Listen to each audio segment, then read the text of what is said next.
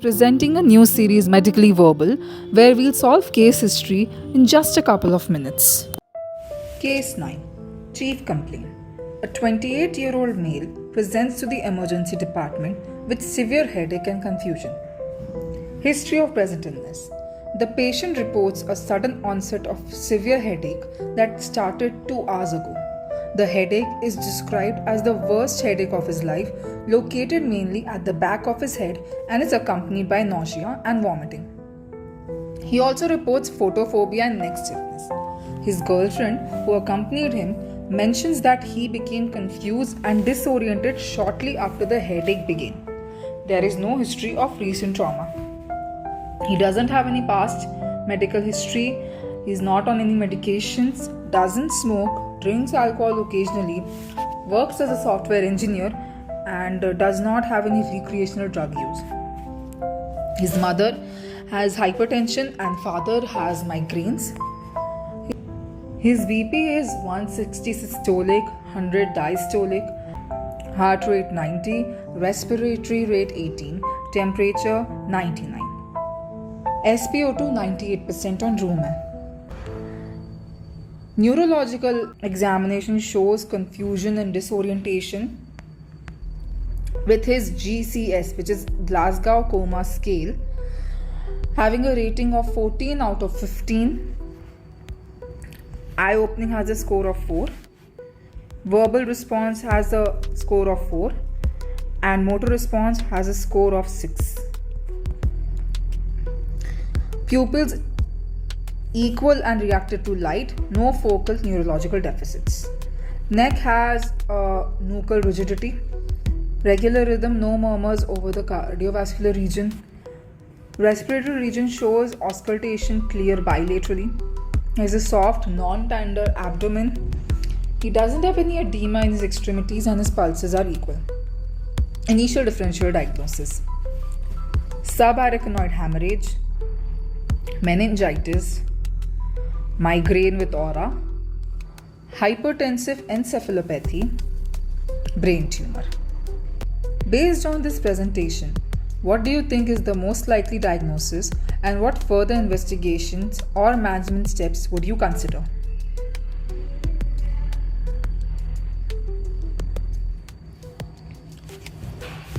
So what exactly is Glasgow Coma Scale?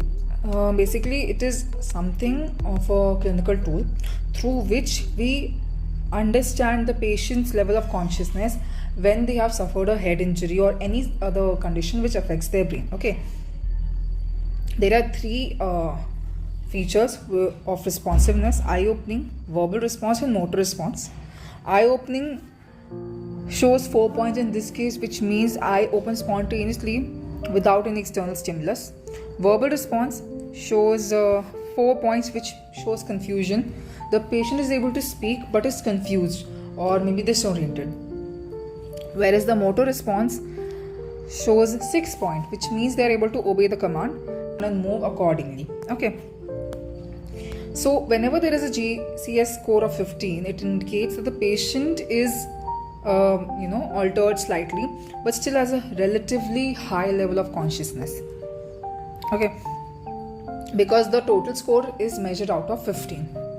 So likely diagnosis could be subarachnoid hemorrhage. Okay. Now, why aren't we thinking of any other ones? Because see, the person has sudden severe headache. Okay, he has nausea, vomiting, photophobia, neck stiffness, confusion. Okay, examination findings have nuchal rigidity and high blood pressure, which indicate again towards subarachnoid hemorrhage. The headache has an acute onset. Okay, there is no trauma at any young age. Okay, these all findings point out to subarachnoid hemorrhage. Meningitis. Some people might think it's meningitis. Why? Because severe headache, photophobia, nausea, vomiting, neck stiffness, confusion. Okay, nuchal rigidity and fever might be present. Okay, there is no history of trauma. Okay, and neck stiffness and confusion. Okay, now migraine with aura. This is very unlikely. What does migraine with aura exactly means? Migraine with aura basically means, aura means when you're able to predict it out 10 to 60 minutes before. Okay, and how does it exactly happen?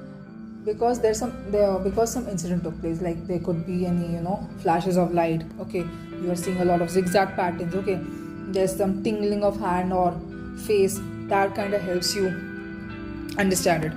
Hypertensive encephalopathy. So here, this is not the case of hypertensive encephalopathy. Why? Because there is absence of nystagmus, which is a very key clinical finding in case of hypertensive encephalopathy. All the symptoms, along with the sequence in which they occur, point towards the subarachnoid hemorrhage. Okay, what could we investigate? First of all, we'll do a non-contrast CT of the scan, which basically means we are using X-rays to see a detailed image. What happens in the contrast CT? We add in dyes through IV to check out, to form an image of the brain. But here we are using a non-contrast CT of the head. Okay, so that we could detect any sort of bleeding. Okay, then we'll do a lumbar puncture. Why are we doing a lumbar puncture? Okay, because it can detect yellowish appearance of cerebrospinal fluid. Normally CSF is crystal clear.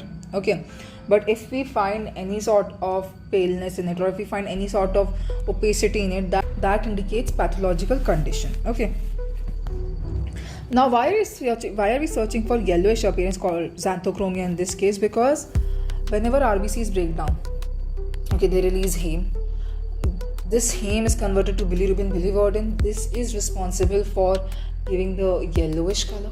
Yes, that is why we are searching for the yellow color in CSF. Okay, then we will do a laboratory test, because if there is hemorrhage, there is a high chance that there is a loss of blood. That means there could be anemia. Okay, then we will do a coagulation profile test to see whether the hemorrhage is caused by any internal reasons or maybe an injury. Because like in this case, we know that there is no injury as such, so we have to check the coagulation profile to see whether the person is suffering from any bleeding disorders or not. Next, we'll do an electrolyte, renal function and liver function test, so that we could see whether the overall health is at a balanced scale or not. For management, we'll stabilize ABC, airway, breathing and circulation. First of all, we'll stabilize that. For blood pressure management, we would definitely try to control blood pressure, otherwise the person can go into hypovolemic shock. Every now and then, we'll monitor the patient's neurological status. Finally, we'll ask them to consult to the neurosurgery department. Okay, because SAH is a medical emergency and all the symptoms are classic case of thunderclap headache. What is a thunderclap headache? It's exactly like its name.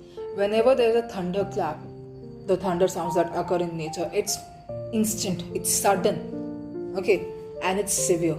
So thunderclap headache basically means a severe headache which has a sudden onset. Okay, so that the hemorrhage could be treated. Hope you like the case study of today. You can come back whenever you want to sum it up. Please make sure that this is not a substitute of medical advice and is just for understanding purposes of how to diagnose and solve case histories.